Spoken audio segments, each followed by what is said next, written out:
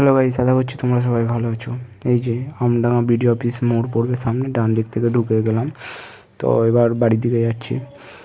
তো এটা হচ্ছে তোমার রামপুর পড়বে সামনে। আর এই যে ডান দিকে তোমার তালতলা খেয়াল করবে, এই দেখো এখানে অনেক ছবি ভিডিও তোমরা সবাই দেখো, আমার নিজের বা অন্য কারোর। আর এই রাস্তাটা সত্যি কথা বলবো এত সুন্দর, মানে গাড়ি চালিয়ে মন খুশ হয়ে যায়। আর একটা সমস্যা যে কারণ এই রাস্তায় অ্যাক্সিডেন্টও খুব হয়, মানে খুব অ্যাক্সিডেন্ট আমি দেখেছি। আর আমি ওর জন্য খুব গাড়ি বুঝে শুনে চালাই। দেখলে গাড়ি আসলে আমি কতটা দাঁড়িয়ে পড়লাম।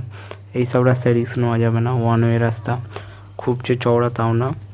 ওর জন্য এইসব রাস্তায় সবসময় তোমরা যারা আসো খুব সাবধানে গাড়ি চালাবে।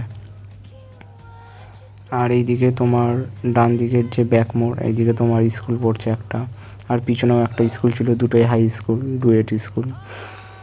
আর এই যে আমরা এখন চলে আসলাম রামপুর মোড়।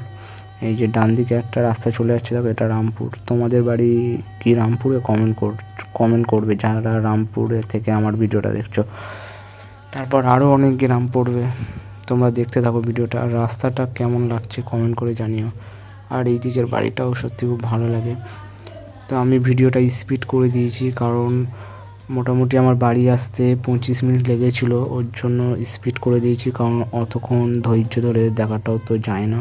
তো যাই হোক, আর আজকের ওয়েদারটা খুব সুন্দর ছিল। আর আমি আমার গাড়ি সার্ভিসিংও করে নিয়েছি, ওর জন্য চালাতে আমার খুব ভালো লাগছিল।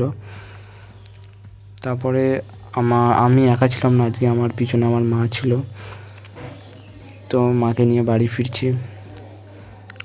সত্যি এমন রাস্তা হবে, গাড়ি চালিয়ে খুব ভালো লাগে। তারপরে আমরা আস্তে আস্তে অনেকটাই পন্নামপুরের কাছাকাছি চলে এসেছি। বাঁদিকে একটা তোমার শোরুম হয়েছে নতুন গাড়ির। আবার এই যে বাঁদিকে দেখো, এখানে সব ঈদের সময় আসে, এমনি টাইমও আসে। এখন ওই ক্যাফেটা বন্ধ হয়ে গিয়েছে, ওখানে প্যাডেল বোর্ড থাকতো, ভালো লাগতো বেশ।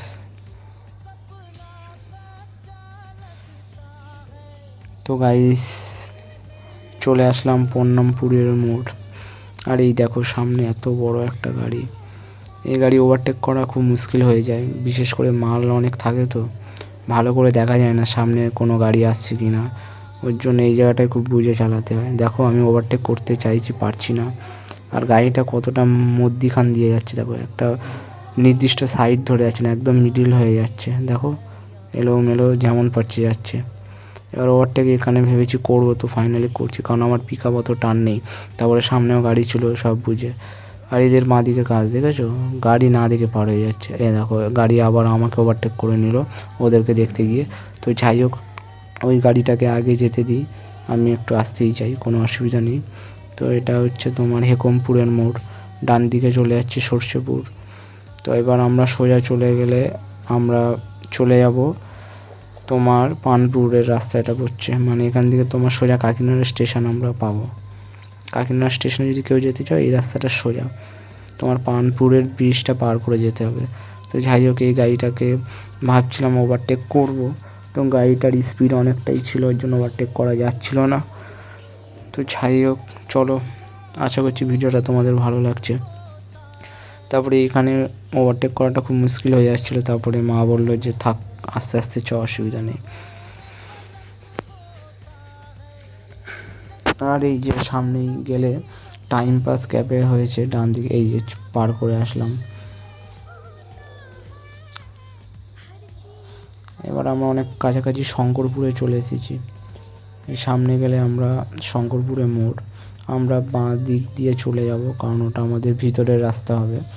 আর নয়তো আমাদের পানপুর মোড় থেকে বাঁ দিকে আসতে হবে, মানে ব্যারাকপুরের দিকে যেতে হবে, ওটা আমাদের মেন হাই রোড। তো যাই হোক, এই যে শঙ্করপুর মোড়ে চলে আসলাম, এবার এই যে বাঁ দিকে চলে যাচ্ছি। তো গাইস, ভিডিওটা আর বড় করছি না, এখানেই শেষ করলাম।